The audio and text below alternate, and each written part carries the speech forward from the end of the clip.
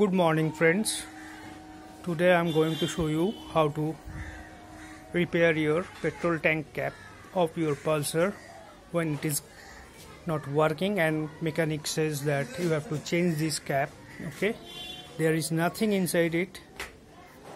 You have to empty the tank. You can see I have emptied the petrol tank and take out the petrol in bottles here. You can see now I removed this channel from here, which is fitted with two screws.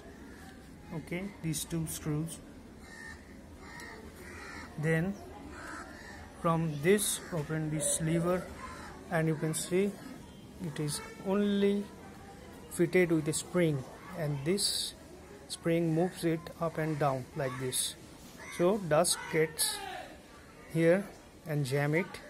So you have to open this and clean this channel and oil it, then again fit it with this main holder, and then fit this holder here with these two screws, and your cap will be working fine again. So you don't have to change the cap. Thank you for watching.